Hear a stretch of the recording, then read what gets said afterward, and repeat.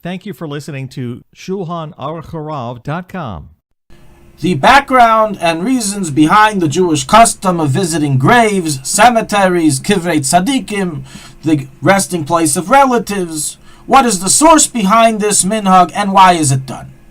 So it is a Jewish custom dating back to biblical times to visit the burial grounds of one's relatives. We find, as the Talmud records in Saita 34b, that Kalev, on his touring trip to Eretz Yisrael, made a stop in Hebron to pray by the kever of our forefathers, the Avos. We likewise find that Rachel Imeinu was buried on the road to Hebron for this exact purpose, for her descendants to come and visit her in a time of need and pray by her grave.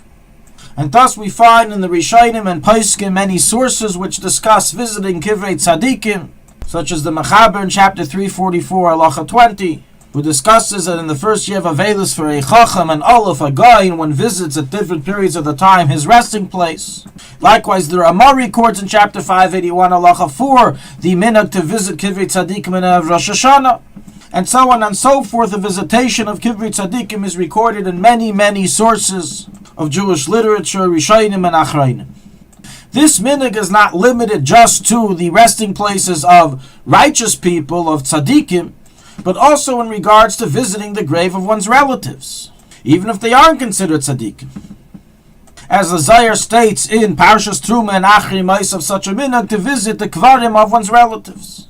And it is likewise recorded in the Poskim, in the Shach, in Yeredeah, chapter 179, halacha 15, that this is the Jewish custom that the Jewish people have held on to for many generations, and there's no prohibition involved, to visit the graves of their relatives, of loved ones. Meaning, although there are Poskim who do cite concern about visiting the graves of people who aren't tzadikim due to the Isser of Derish Alameis, as Amir Tzasham we will discuss in a further lesson on this subject. Nonetheless, the bottom line halach is that the Poskim rule that the minhag is to allow it and to do so. So it's permitted. Furthermore, aside from the visitation of kivrei tzadikim and of relatives, we find that the Talmud and Poskim record that at certain times one should in general visit a cemetery, irrelevant of tzadikim, irrelevant of relatives, in order to arouse a person in tshuva. So is recorded in Taina 16a, Yuma 87a, Makis 5b, regarding certain fast days in which part of the tshuva process of the faster would be to visit a cemetery to arouse one in tshuva when he sees the morbid state of the dead. And so is recorded in the Shulchanaruch, in the Mechaber 579 halacha 3 regarding fast days for rain, in the Alter Rebbe in 6065 regarding Erev Yom Kippur, to visit a graveyard for tshuva purposes.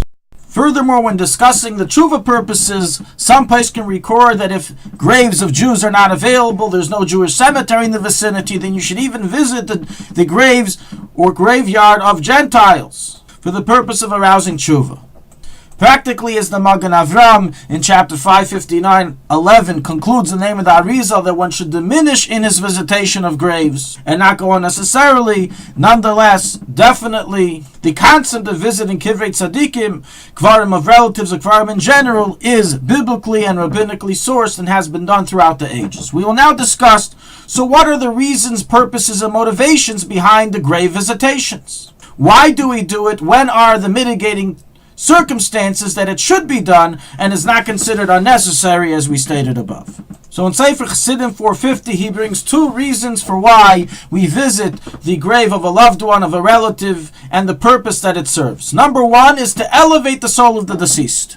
And we visit a grave and we daven on their behalf of his neshama, in his merit. It helps to effect an elevation of his soul above in heaven. So it's one reason is for the sake of the Mason.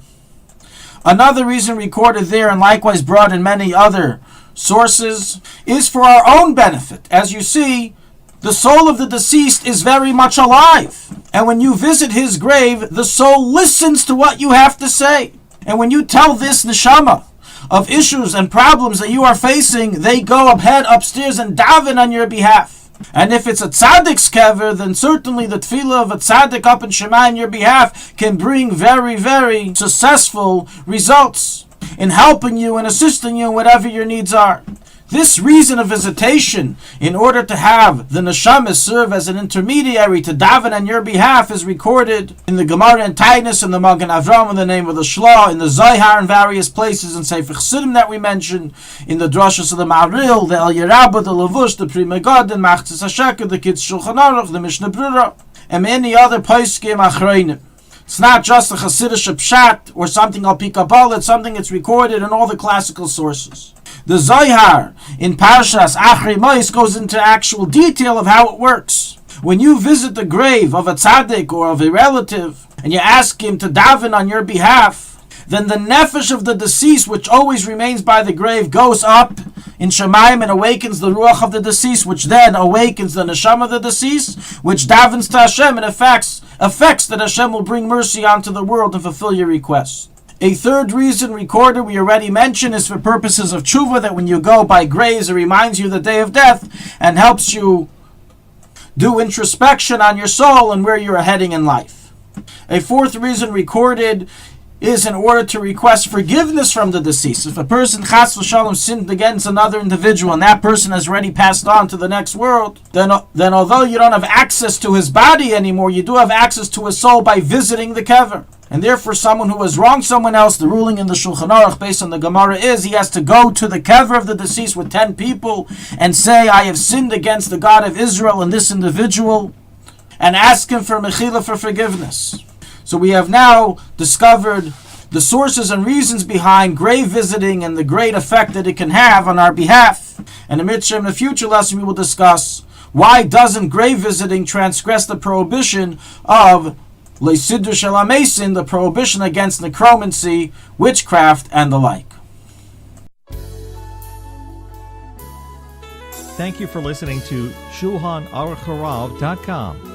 Our free services of making Torah knowledge available to the public depends on donors like you.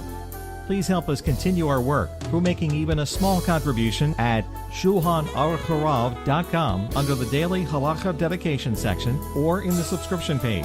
Also, check out our online courses and many sefarim available for purchase that will both enhance your Torah knowledge and help support our work.